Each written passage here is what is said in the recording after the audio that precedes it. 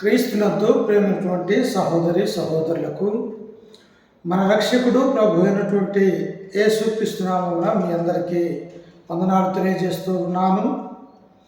నిన్నటి ఉదయకాల సమయంలో ఏప్తా యొక్క పరిచయాన్ని గురించి మీతో బోధించటము ప్రకటించటం జరిగినది ప్రియులారా. నేడు ఏప్తా యొక్క జీవితాన్ని గురించి ఇంకా లోతుగా మన యొక్క దేవుని యొక్క వాక్యంలో మనం నేర్చుకుందాం. చిన్న ప్రార్థన చేసుకుందాం.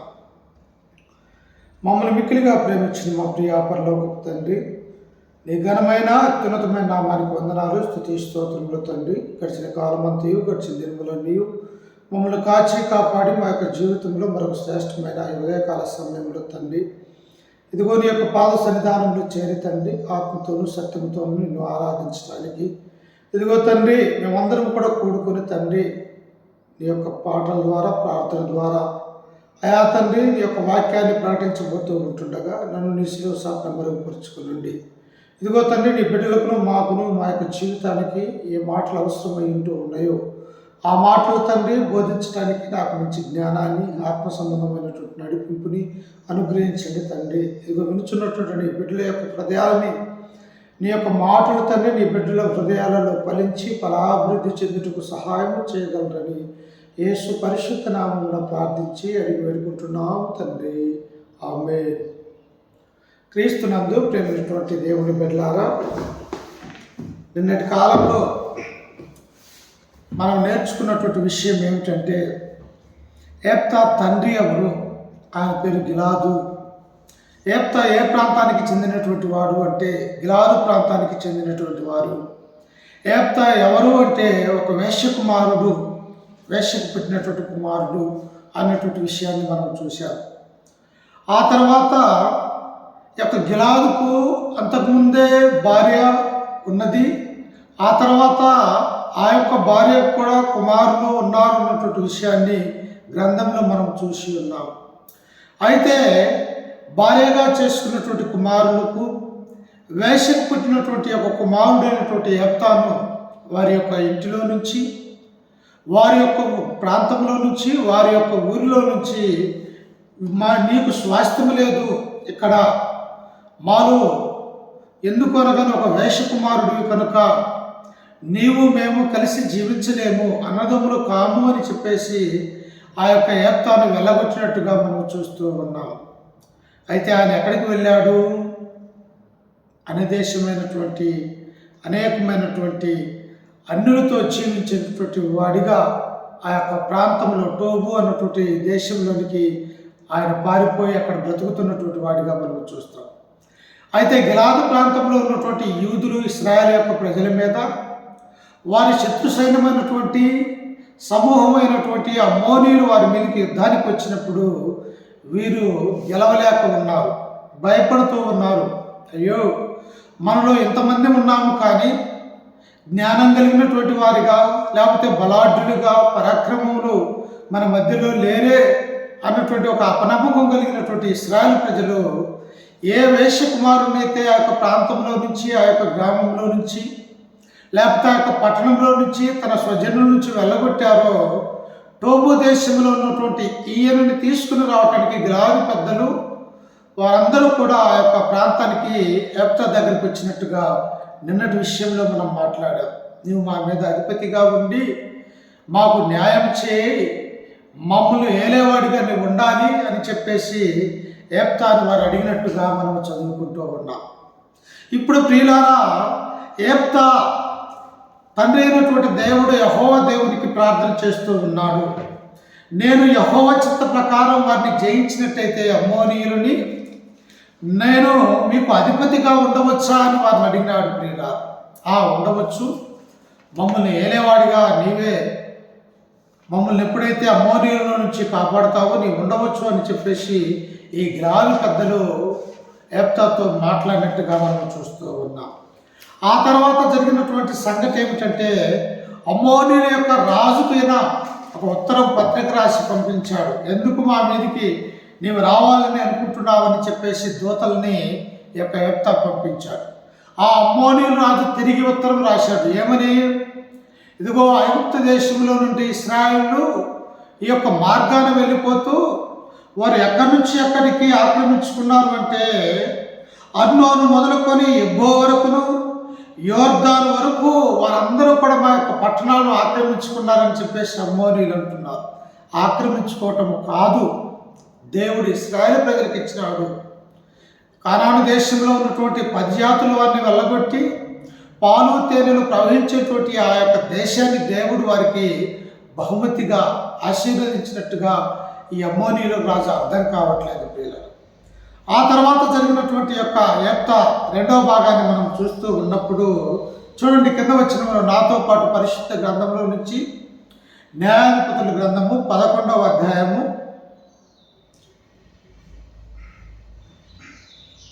15వ వచనం నుంచి మనం చదువుకుందాం.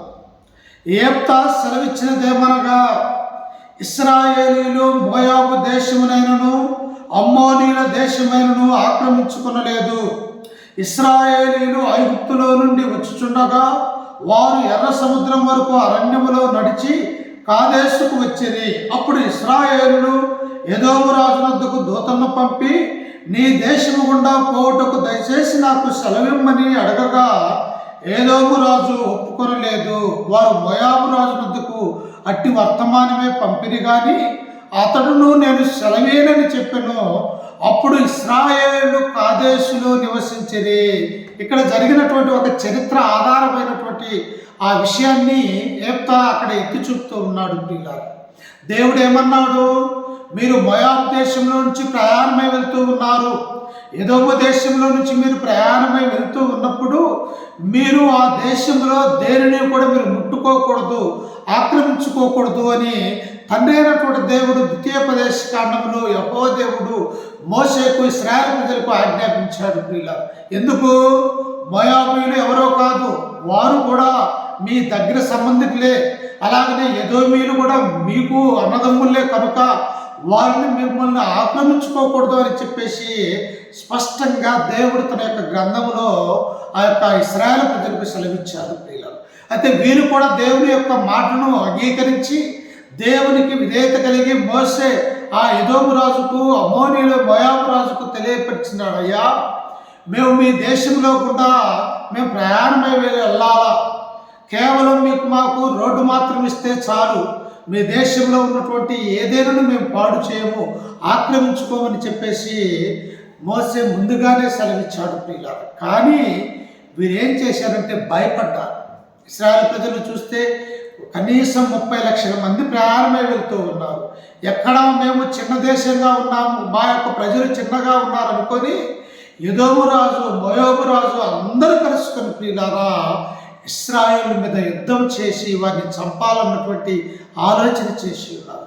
అప్పుడు వీరి యొక్క దేశాన్ని ఆక్రమించుకొని దేవుడు స్వయంగా చెప్పారంటే దేవుని యొక్క చిత్తానికి లోబడ్డటువంటి ప్రజలను రెచ్చగొట్టింది ఎవరు? మోయాబు దేశంలో ఉన్నటువంటి అమ్మోనీయులు, ఎదోము రాజు, వీరందరూ కలిసి కుట్ర చేసినటువంటి వారిగా మనం చూడగలం. అందుకే ఇక్కడ యెఫ్తా అంటూ ఉన్నారు, అయా మా యొక్క ప్రజలు మోషే ద్వారా మేము వచ్చినటువంటి ఈ యొక్క ఇశ్రాయేల్ ప్రాంతంలో ఉన్నటువంటి ఇశ్రాయేలుకి దేవుడు మాకు సెలవిచ్చాడు, మోయాబు దేశంలో ఉన్నటువంటి మీరు దేనిని తీసుకురవద్దన్నాడు, కానీ మేము వెళ్ళటానికి మాకు మార్గం ఇవ్వమని చెప్పేసి మోసే ఇశ్రాయేలు ప్రజలైనటువంటి మా పెద్దలు అడిగినప్పుడు మీరు ఇవ్వలేదు అన్నటువంటి విషయాన్ని ఇక్కడ సెలవిస్తూ ఉన్నాడు ప్రియులారా. అంటే ఎంత చరిత్ర యెఫ్తాకు తెలుసు, ఎంత దేవుని యొక్క జ్ఞానము తెలిసి దేవుని యొక్క ఆజ్ఞ ప్రకారము ఇక్కడ మాట్లాడుతున్నటువంటి యెఫ్తా ఎంత జ్ఞానము తెలియగలిగినటువంటి వాడిగా ఉంటూ ఉన్నాడో ఇక్కడ మనం చూడొచ్చు ప్రియులారా. ప్రజల్ని ఆడటానికి రాజుకి ఏమవసరమై ఉంటూ ఉన్నది? జ్ఞానం అవసరమై ఉంటూ ఉన్నది. ఒక అధిపతిగా ఉండటానికి అర్హత కలగాలంటే ఏమవసరమై ఉంటూ ఉన్నది? దేవుని మీద, దేవుని యొక్క చిత్తం మీద, ఆయన యొక్క ఆజ్ఞల మీద ఆధారపడేవాడు అవసరమై ఉంటూ ఉన్నది ప్రియులారా. అలాగనే స్వార్థికుడు కూడా సంఘానికి ఏమవసరంగా ఏం చెప్పాలి అంటే దైవిక సంబంధమైనటువంటి సత్యాన్ని బోధించేవాడిగా ఉంటే అతడే నిజమైనటువంటి సేవకుడు, స్వార్థికుడు అన్నటువంటి విషయాన్ని మనం జ్ఞాపకం చేసుకోవాలి. అందుకంటూ ఉన్నాడు, మేము కాదేశులో నివసించేది, తరువాత వారు అరణ్య ప్రయాణం చేయొచ్చు ఎదోమీయుల యొక్క మోయాబీయుల యొక్క దేశములు చుట్టూ తిరిగి మోయాబుకును తూర్పు దిక్కున కానాను దేశమందు ప్రవేశించి అర్నోను అద్దర్న దిగిరి వారు మోయాబు సరిహద్దు లోపలికి పోలేదు.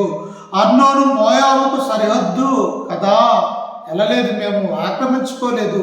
మీరు ఎన్ని చేసినప్పటికీ కూడా మా దేవునికి మేము లోబడ్డామే తప్ప ఆ దేశంలో కూడా మేము వెళ్ళక పక్కన ఒక దిక్కులో మేము వెళ్ళి అద్దరిలో నివసించామన్నటువంటి విషయాన్ని ఇక్కడ ఏప్తా మనకు సెలవిస్తూ ఉన్నాడు ప్రియులారా. అప్పుడు ఇంకా ఏం చేశారో చూడండి. మరియు ఇశ్రాయేలీలు అమోరీయుల రాజైన సీహోనును హెష్బోను రాజు వద్దకు దూతలను పంపి, నీ దేశము గుండా మా స్థలమునకు మేము పోవునట్లు దయచేసి సెలవిమ్మని అతని వద్ద మనవి చేయగా, సీహోను ఇశ్రాయేలును నమ్మక తన దేశంలో కూడా వెళ్ళనీయక తన జనులందరినీ సమకూర్చుకొని యాహాసులో దిగి ఇశ్రాయేలుతో యుద్ధము చేసెను. నేను చెప్పాను కదా, అయా మీ దేశంలో కూడా మేము వెళ్ళాలా, కానాను దేశం వెళ్ళాలంటే ఈ యొక్క దేశంలో నుంచే వెళ్ళాలా అని చెప్పేసి ఆ మోసే వారికి ఉత్తరం పంపించినప్పుడు వీరందరూ కలిసి ఒక కుట్ర చేశారు ప్రియులారా. ఈ ఇశ్రాయేల్ ప్రజలు చూస్తే ఎద్దు బీటి నాకినట్టుంటున్నదంట. అంటే పచ్చిగడ్డి మీద ఒక ఎద్దులు పడితే ఎలాగైతే మొత్తం తింటూ ఉన్నాయో, ఈ ప్రజలను చూసి మోయాబు దేశంలో ఉన్నటువంటి వారు అనేక మంది ఉన్నటువంటి అన్ని రాజులు భయపడ్డట్టుగా మనం చూస్తూ ఉన్నాం ప్రియులారా. ఈనాడు కూడా కొంతమందికి భయం ఏర్పడుతూ ఉంటుంది. ఏమి కూడా తెలుసా, సత్య సంబంధమైనటువంటి సువార్తికుడు ఎక్కడ సత్యాన్ని బోధిస్తాడు అని అబద్ధ బోధకులుగా తయారైనటువంటి వారు, అబద్ధంలో నడిచేటువంటి పాస్టర్లు అనబడినటువంటి వారు సత్యము బోధించే సేవకులను ఏం చేస్తారంటే దూరం పెడతారు. ఎందుకో తెలుసా, ఇతను దేవుని యొక్క వాక్యాన్ని ఉన్నదన్నట్టుగా బోధిస్తాడు, మనమేమో మన యొక్క ప్రవర్తన ఏమో సరిగా లేదు. ఈ యొక్క వాక్యం ద్వారా మన యొక్క పాపాలు బయటపడతావు అన్నటువంటి ఆలోచన కలిగినటువంటి ఈనాడు సేవకులు అన్నటువంటి వారు, రెవరెండ్లు అన్నటువంటి వారు, పాస్టర్లు అన్నటువంటి వారు దుర్మార్గంగా తయారయ్యారు. ఎందుకు? వారికి దేవుని యొక్క వాక్యం తెలియనటువంటి వారిగా ఉంటూ ఉన్నారు. ఎలాగోలా సంఘాలలో ఏదో ఒక మాయ మాటలు చెప్పేసి, లేకపోతే అనేకమైనటువంటి దేవునికి అబద్ధముగా బోధించేటువంటి అబద్ధ బోధకులుగా ఈనాడు తయారవుతూ ఉన్నారు. కానీ సత్యంగా నీతి న్యాయంగా నడుచుకుంటూ దేవుని యొక్క వాక్యాన్ని చెప్తే వారిని అడ్డగిస్తున్నట్టుగా చూస్తూ ఉన్నాం. ఇక్కడ కూడా ఏం చేశాడు, దేవుడు ఏమన్నాడు, మోయాబు దేశంలో ఉన్నటువంటి ప్రజలు కూడా మీ అన్నదమ్ములే, మీ సహోదరులే కనుక వారిలో ఆ దేశంలో ఉన్నటువంటి దేనిని ముట్టొద్దని దేవుడే స్వయంగా చెప్పాడు. వీరు కూడా ఏమంటూ ఉన్నారు, వారికి పత్రిక రాసి పంపించారు, అయ్యా మీ దేశంలో కూడా మేము కేవలం నడక ద్వారా వెళ్తాం తప్ప ఏది మేము ఆక్రమించుకొని మోసే చదివించాడు. కానీ విన్నారా? వినలేదు. ఇక్కడ దేవుని యొక్క శిక్ష వారి మీదకి వచ్చినది ప్రియులారా. అందుకే ఇక్కడ అంటూ ఉన్నాడు ఆయన, కాబట్టి ఇశ్రాయేలు దేవుడైన యెహోవా అమోరీయులను తన జనుల ఎదుట నిలవకుండా తొలివేసిన తరువాత నీవు దాన్ని స్వతంత్రించుకుందువా? స్వాధీనపరచుటకు కేమేషను నీ దేవత నీకిచ్చిన దానిని నీవు అనుభవించుచున్నావు కదా. మా దేవుడైన యెహోవా మా ఎదుటి నుండి ఎవరిని తోలివేయును, వారి స్వాస్థ్యమును మేము స్వాధీనపరచుకుందాము. ఇది మా యొక్క తలంపు, మా యొక్క ఆలోచన కాదు. మీరు వినలే, దేవుని యొక్క మాటలు మీరు లెక్క చేయకపోయినప్పుడు దేవుడు ఏం చేస్తాడు, దేవుడు తన యొక్క కోపాన్ని మీ మీదకి వచ్చి ఉన్నాడు కనుక మీ దేశంలో ఉన్నటువంటి నగరాలని, పట్టణాలని మేము స్వాధీనపరుచుకుంటూ ఉన్నాం. ఎందుకో తెలుసా, మీరు చెప్పిన యొక్క మాట వినల, దేవుని యొక్క మాటకు విధేయత చూపించలేదు కనుక మీకు ఈ పరిస్థితి వచ్చినది. మా తప్పు కాదది, మీరు చేసుకున్నటువంటి తప్పు. మీరు యుద్ధం చేయాలి ఇశ్రాయేలు ప్రజల మీద, వారిని నాశనం చేయాలన్నటువంటి ఆలోచన మీకున్నది. ఇశ్రాయేలు ప్రజలంటే ఎవరు? దేవుడు ఆశీర్వదించినటువంటి జనులు, దేవుడు ఏర్పరచుకున్నటువంటి వారు. నా యొక్క కుమారుడైనటువంటి ఇశ్రాయేలుని సంబోధిస్తూ అంటే దేవుని యొక్క కుమారుడుగా ఉన్నటువంటి ఇశ్రాయేలు యొక్క ప్రజల్నే మీరు నాశనం చేయాలని చూస్తే దేవుడు మిమ్మల్ని నాశనం చేశాడు, మేము చేయలేదు అలాంటి పనులు అని యొక్క యాప్త సూటిగా వారికి ఆ యొక్క మోయాబు యొక్క రాజుకి తెలియచేస్తూ, అమ్మోనీయుల యొక్క రాజుకు తెలియచేస్తూ ఉన్నాడు. ఎందుకు? ఇక్కడ లోపాయకరమైనటువంటి ఒప్పందాలు ఏమి లేవు. డైరెక్ట్గా యాప్త ఏదైతే చెప్పాలనుకుంటున్నాడో అమ్మోనీయులైనటువంటి రాజుకు ఆ యొక్క చరిత్రనంతా కూడా వివరిస్తూ ఉన్నటువంటి వాడిగా మనం చూస్తూ ఉన్నాం. అయితే కింద వచ్చేసరికి అక్కడ అంటూ ఉన్నాడు చూడండి, 25వ వచనంలో, మోయాబు రాజైన సిప్పోరు కుమారుడు బాలాకు కంటే నీవు ఏమాత్రమును అధికుడు కావు కదా. బాలాకు ఎలాంటి వాడు? మామూలు వ్యక్తి కాదు. ఇశ్రాయేలు యొక్క ప్రజల్ని ఎలా దెబ్బ కొట్టాలో తెలిసినటువంటి కుయుక్తిపరుడు. అతడు ఏం చేశాడు? ఆయన మోయాబు యొక్క ఆ యొక్క దేశం దగ్గర ఉన్నప్పుడు ఇశ్రాయేలు ప్రజల్ని వీరిని శపించాలని చెప్పేసి దేవుని యొక్క ప్రవక్తగా ఉన్నటువంటి బిలామును ఎంతో ఆశ చూపించి ఇక్కడికి తీసుకుని వచ్చి శపించాలని చూశాడు. కానీ ఏమన్నా జరిగినదా? ఏది కూడా జరగలేదు. ఎందుకో తెలుసా? దేవుడు దీవించినటువంటి ప్రజల్ని నీ శాపాలకి, నీ యొక్క అనర్థాలకి, నీ యొక్క కుట్రలకి, కుయుక్తులకి వారేమన్నా లొంగే దేవుడా లేకపోతే లొంగే ప్రజలా? లొంగగలరా? ఎన్ని కుట్రలు చేస్తేమి, ఎన్ని కుయుక్తులు చేస్తేమి సంఘములో దేవుడు ఏర్పరచుకున్నటువంటి స్వార్థకుడు మీరు ఏం చేయగలరు? ఏం చేయలేదు. అందుకే ఇక్కడ దేవుడు అంటూ ఉన్నాడు, చూసినట్టయితే ప్రియులారా, సిప్పోరు కుమారుడైనటువంటి బాలాకు కంటే నీవేమన్నా అధికుడువా? కాదు కదా. ఎప్పుడైనా వారితో యుద్ధము చేసిన ఇశ్రాయేలు హెష్బోనులోను దాని ఊర్లలోను, అరోయేలులోను దాని ఊర్లలోను, అర్నోను తీర్మల పట్టణములన్నిటిలోనూ 300 సంవత్సరములు నివసించుటగా ఆ కాలమున నీవేలా వాటిని పట్టుకొని లేదు? మేమెక్కడికి వచ్చినదే మీకు తెలిసిందిగా. 300 సంవత్సరాలు అనగా 400 సంవత్సరాలు మేము ఐగుప్తు దేశంలో ఉంటే ఈ పట్టణాలలో నువ్వు జయించావా? ఇవేమన్నా నీవే? కాదు కదా. అవి మోయాబు రాజుకు సంబంధించినటువంటి పట్టణాలు. నీవెందుకు వాటి గురించి మాట్లాడుతూ ఉన్నావని చెప్పేసి ఈ యొక్క యెఫ్తా అడుగుతూ ఉన్నాడు. ప్రియులారా, నిజంగా యెఫ్తాను చూస్తూ ఉన్నప్పుడు మనము గర్వించాలి. ప్రియులారా, ఇతను దేవుని యొక్క బిడ్డగా, దేవుని యొక్క ఆలోచనల ప్రకారం ఉండేవాడిగా, అలాగనే దేవుని యొక్క వాక్యానికి లోబడ్డటువంటి వ్యక్తిగా ఇంతటి చరిత్ర తెలిసినటువంటి యెఫ్తాను ఈ గిలాదు ప్రాంతము సభ్యులు వెళ్ళగొట్టినటువంటి వారిగా ఉంటూ ఉన్నారు. ఎందుకు? అందుకనే క్రొత్త నిబంధనలో దేవుడు అంటూ ఉంటాడు, జనులు సత్యమునకు చెవియగ్గక దురదజీవులుగా వారై తమ స్వకీయ నాశనానికి వారు సొంత బోధకులను వారే ఏర్పరచుకుంటారంట. ఇదిగో దానమైతే మాకు కుదరదు. మమ్మల్ని పొగిడేవాడు, మమ్మల్ని నమ్మించేవాడు, లేకపోతే మాకు అనుకూలంగా బోధించేవాడు మాకు అవసరమని నేటి దినాలలో ప్రజలు, క్రైస్తవులు అన్నటువంటి ఏం చేస్తూ ఉన్నారంటే వారికి ఇష్టమైనటువంటి బోధకులను ఏర్పరచుకుంటూ ఉన్నారు. ఇది తప్పు. వారే నరకానికి పోతారు. వారు బోధ విన్నటువంటి మీరు ఎక్కడికి వెళ్తారు? వారికే తెలియనటువంటి వాడి బోధ విన్నట్టున్నప్పుడు వాడికి తెలియక ఏం బోధిస్తారు? ఆ ఉన్నటువంటి బోధ కూడా ఎలాంటిది? అది సైతాన్ యొక్క బోధ. కాబట్టి చెప్పేవాడు నరకానికి పోతాడు, ఎంటున్నటువంటి సంఘం కూడా అదే నరకానికి పోతుంది. జాగ్రత్త. సత్య సంబంధమైనటువంటి దేవుని యొక్క వాక్యము ఎవరు చెప్తారో విని గ్రహించి వాటి ప్రకారం జీవించేవారిగా క్రైస్తవులు ఉండాలి. అందుకనే అపోస్తలుడు చుట్టూ పౌలు అంటాడు, మమ్మను బట్టి దేవుని యొక్క వాక్యాన్ని మీరు ఏం చేయకూడదంట? దాన్ని మమ్మల్ని అనుసరించకూడదు, దేవుని యొక్క వాక్యాన్ని అనుసరించాలి. వాక్యం ఏం సెలవిస్తూ ఉన్నది? దేవుడే చెబుతూ ఉన్నాడు. నేను అలా జీవిస్తూ ఉన్నానా లేక లోక సంబంధమైనటువంటి మనుషుల్ని సేవించుచున్నానని ప్రతి క్రైస్తవురాలు ఆలోచన చేసుకోవాలి. ఇక్కడ యెఫ్తా ఏమంటూ ఉన్నాడు? అమ్మోనీయుల యొక్క రాజుకు భయపడటంలా తప్పు మీ వల్ల జరిగినది, మేము ఆక్రమించుకోవటం లేదు.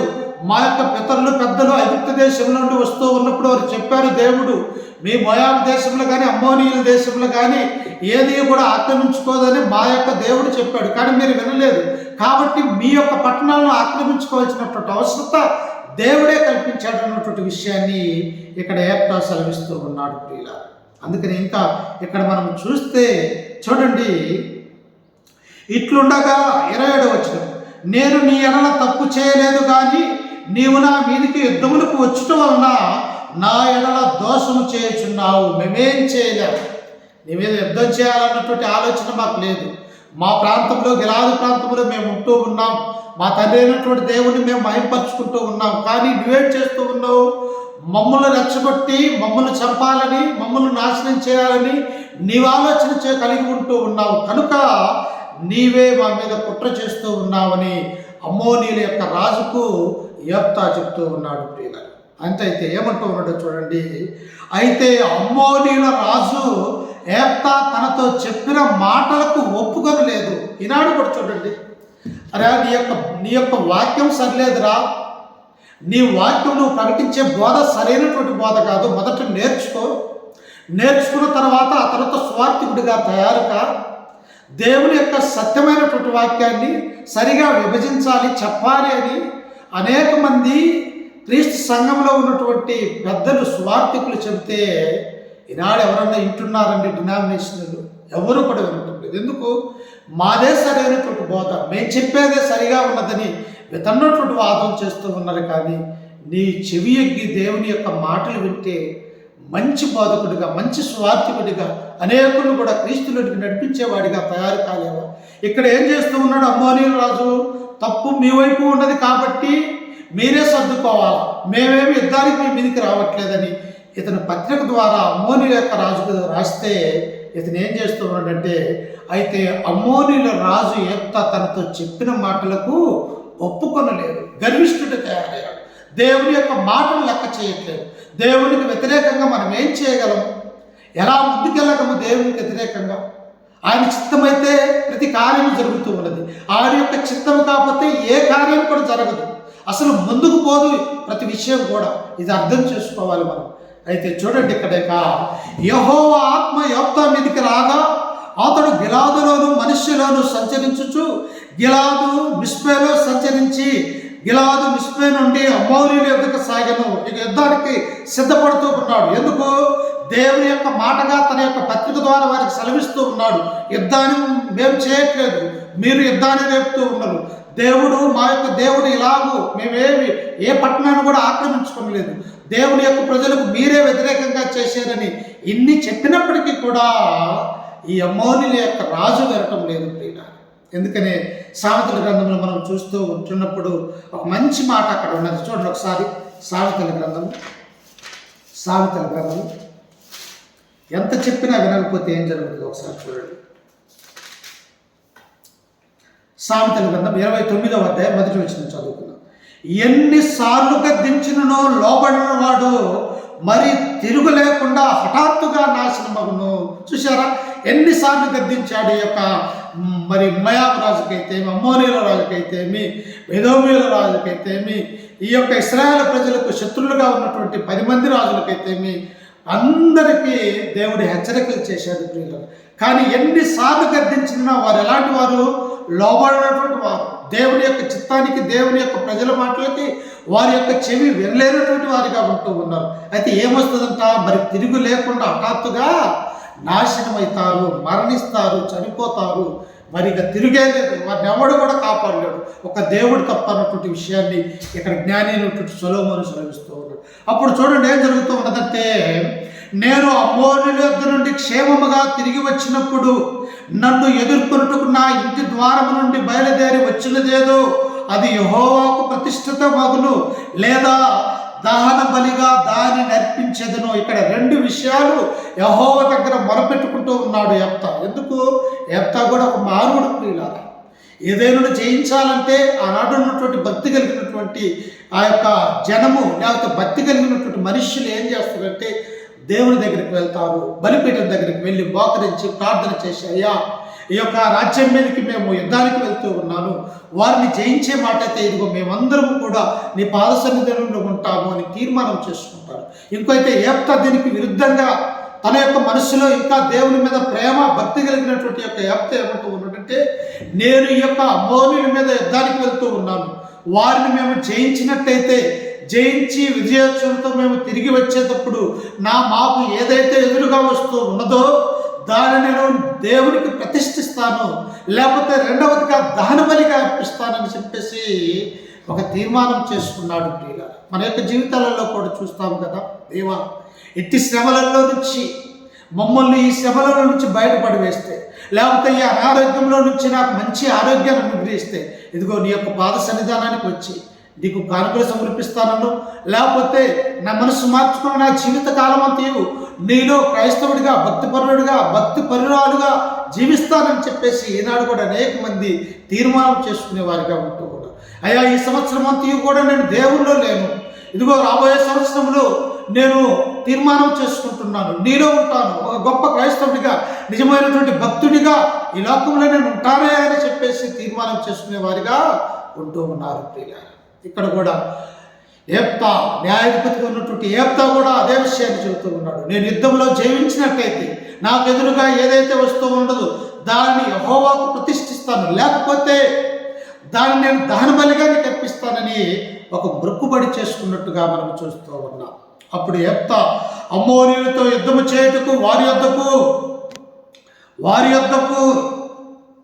అమ్మోనీయులతో యుద్ధము చేయుటకు వారి యొద్దకు పోయినప్పుడు యెహోవా అతని చేతికి వారిని అప్పగించిన గనుక అతడు వారిని అనగా ఆరోయేరు మొదలుకొని మిన్నీతుకు వచ్చే వరకు అబేల్కు రామీము వరకును 20 పట్టణముల వారిని నిశ్శేషముగా హతము చేసిను.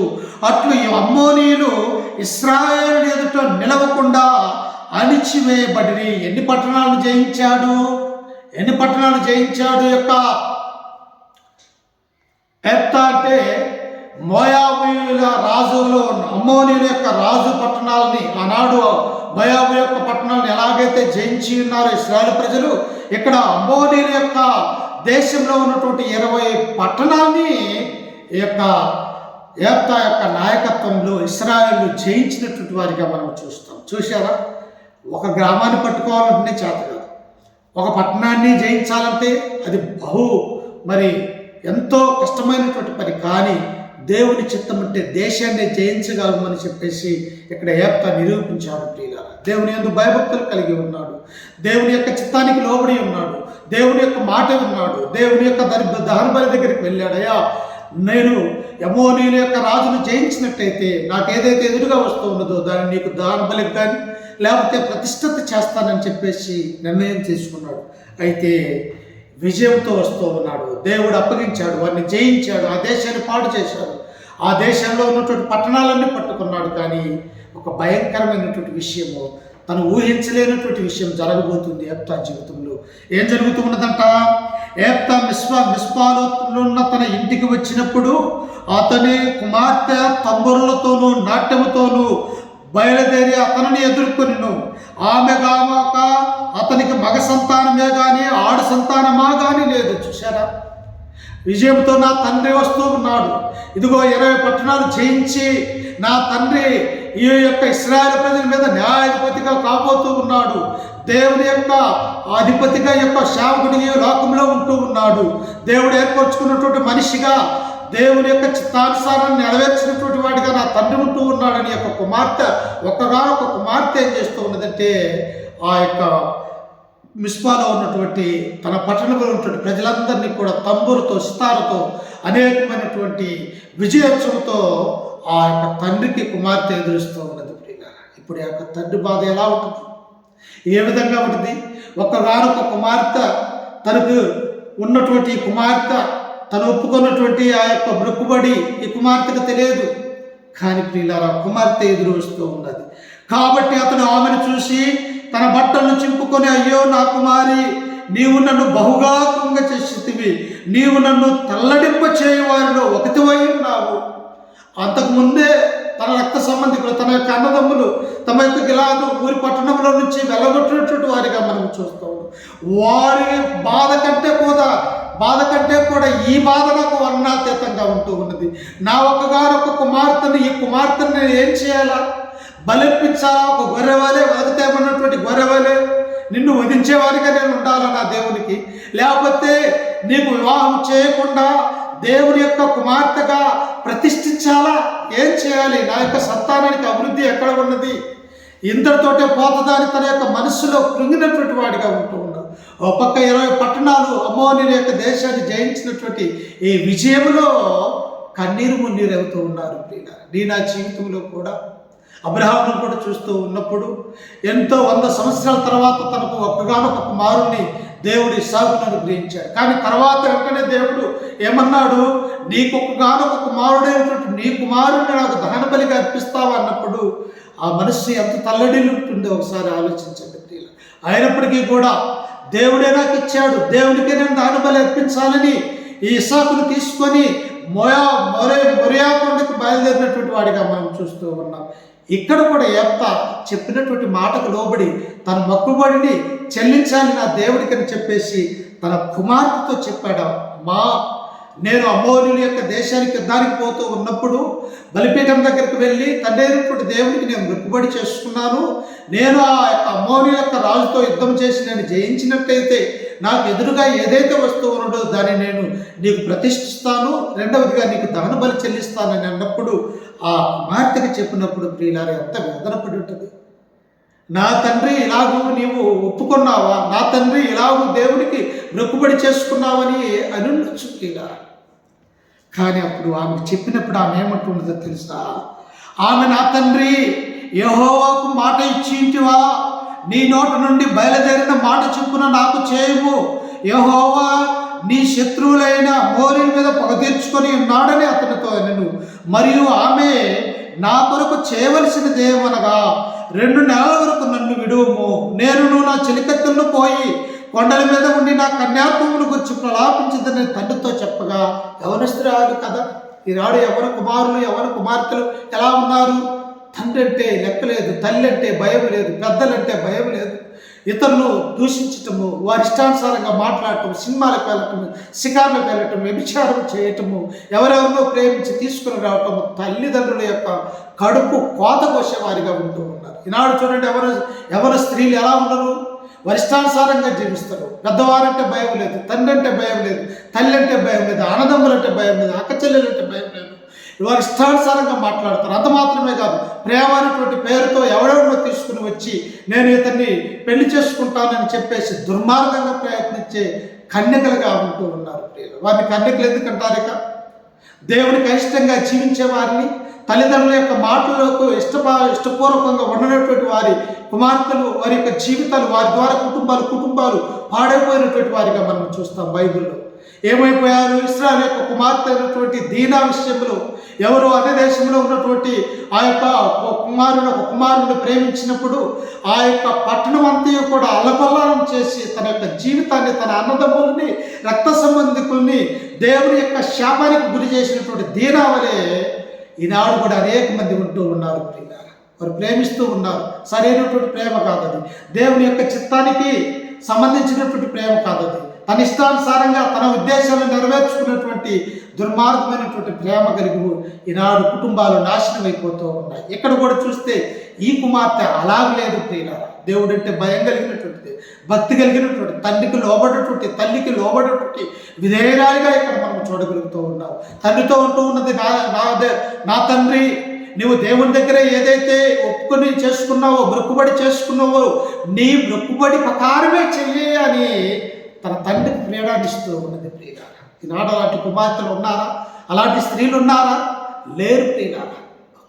అందుకని బైబిల్ మనకు మార్గదర్శకంగా దేవుడు చూపిస్తూ ఉన్నాడు. నువ్వు మంచి కన్యకగా జీవించాలంటే ఇదిగో కన్యకైనటువంటి మరే వలె జీవించు. అనేక మంది స్త్రీలు ఉన్నారు. ఒక రూతు వలె, ఒక నయోమి వలె, అలాగనే ఒక యాప్తా కుమార్తె వలె నువ్వు జీవించలేవా? వెంటనే నా యొక్క కన్యాత్వం గురించి నేను ఏడవడానికి, కన్నీరు కార్చడానికి, అయ్యా 2 నెలలు నాకు గడువి తండ్రి గారు అని చెప్పేసి తన తండ్రితో ఏమంటూ ఉన్నప్పుడు ఆయన అలాగనే ఇచ్చాడు ప్రియులారా. అయితే చూడండి, కింద వచనములో ఆ 2 నెలలు అంతమున ఆమె తన తండ్రి వద్దకు తిరిగి రాగా అతడు తాను మొక్కుబడి చెప్పున ఆమెకు చేసెను. ఆమె పురుషుణ్ణి ఎరగనే లేదు. ఈ మాట గుర్తుంచుకోవాలా? ఏదో భక్తి జీవితంలో దుర్మార్గమైనటువంటి క్రియలు చేయటం కాదు ప్రియులారా. ఈనాడు అనేక మంది సేవకులు కానీ, పాస్టర్లు అనబడేటువంటి వారు కానీ, పాస్టర్ అమ్మలని పేరు పెట్టుకున్నటువంటి వారు కానీ, దేవుని యొక్క పేరు చెప్పుకొని అనేకమైనటువంటి పాపపు కార్యాలు చేసేవారుగా ఉంటూ ఉన్నారు. నా జీవితంలో కుటుంబాన్ని మోసం చేయొచ్చు, అన్నదమ్ముల్ని మోసం చేయొచ్చు, లేకపోతే గ్రామాన్ని మోసం చేయొచ్చు, దేవుణ్ణి మోసం చేయలేము. గుర్తుపెట్టుకోవాలి ప్రతి ఒక్కరూ కూడా. స్వార్థికులు అనబట్టి వారు, లేకపోతే వారి యొక్క భార్యలు సైతం, లేకపోతే వారి యొక్క పిల్లల సైతము జాగ్రత్త కలిగి ఉండాలి. యెఫ్తా కుమార్తె తన జీవితంలో ఎలా ఉన్నది? ఏ పురుషుడిని ప్రేమించలేదు, ఏ పురుషుడిని ఎరగలేదు, తండ్రికి లోబడేటువంటి స్త్రీగా ఉంటూ ఉన్నది. మరి ఈనాడు ఉన్నటువంటి యవన స్త్రీలు అలా ఉంటే ఎంత మేలు. దేవుని యొక్క చిత్తానికి లోబడి ఉంటే ఎంత ఆశీర్వాదకరము ఆ కుటుంబానికి, ఆమెకు. చూడండి ప్రియులారా, వెంటనే అంటున్నాడు, ఆమె పురుషుణ్ణి ఎరుగనే లేదు, పురుషుని యొక్క వాసనే లేదు అన్నటువంటి విషయాన్ని, పురుషుణ్ణి ఇష్టపడలేదు. దేవుని యొక్క చిత్తానికి లోబడ్డటువంటి స్త్రీలు, ప్రేమ, పెళ్ళని ఏమీ అనరు. అందుకే ఇక్కడ చూస్తే ఆయన అంటూ ఉన్నాడు, ప్రతి సంవత్సరమున ఇశ్రాయేలు కుమార్తెలు 4 దినములు గిలాదు దేశస్థుడైన యెఫ్తా కుమార్తెను ప్రసిద్ధి చేయుటకు మర్యాదకత్తు. ఒకవేళ ఇక్కడ 2 విషయాలు మనకున్నాయి. యెఫ్తా ఏమన్నాడు? నాకు ఎదురుగా వచ్చినటువంటిది ఏదైనా దేవునికి ప్రతిష్టమవుతుందని మొదటిగా అన్నాడు. రెండవదిగా ఏం తీర్మానం చేశాడు? నాకు ఎదురుగా వచ్చినటువంటి ఏదైనా నీకు దహన బలిగా అర్పిస్తానన్నాడు. ఇక్కడ దేవుని యొక్క గ్రంథం ఏమని సెలవిస్తూ ఉన్నదంటే ప్రియులారా, మొదటి వచ్చేసేమో దేవుని యొక్క కుమార్తెగా ప్రతిష్ఠించవచ్చు, లేకపోతే రెండవదిగా ఆమెను దహన బలి అర్పించవచ్చు. కానీ మొదటిగా ఈమె విషయం ఇశ్రాయేల్లో ఉన్నటువంటి కన్యకలందరూ కూడా ఏం చేస్తున్నారంటే 4 దినాలు ఆమె గురించి ఆలోచించుకోవటం, ఆమె యొక్క గొప్పతనాన్ని ప్రసిద్ధి చేయటం అదురుగా అంటున్నారు. నీవు అలా ఉన్నావా? యెఫ్తా వలె దేవుని యొక్క మాటకు లోబడేవాడిగా ఉన్నావా? యెఫ్తా కుమార్తె వలె తండ్రికి విధేయత చూపించే కుమార్తెగా నీవు ఉన్నావా? ఈ అంశము మనకి ఎన్ని నేర్పిస్తూ ఉన్నది. ఒక గొప్ప యోధుడిగా, యుద్ధంలో గెలిచినటువంటి వీరుడిగా, న్యాయాధిపతిగా, ఒక వేశ్యకుమారుడు అయినప్పటికీ దేవుని యొక్క మాట విన్నటువంటి గొప్ప ధీరుడిగా యెఫ్తా ఉంటూ ఉన్నాడు. అట్టి ధీరుడికి ఒక గొప్ప కుమార్తె ఉన్నది. ఆ కుమార్తె వలె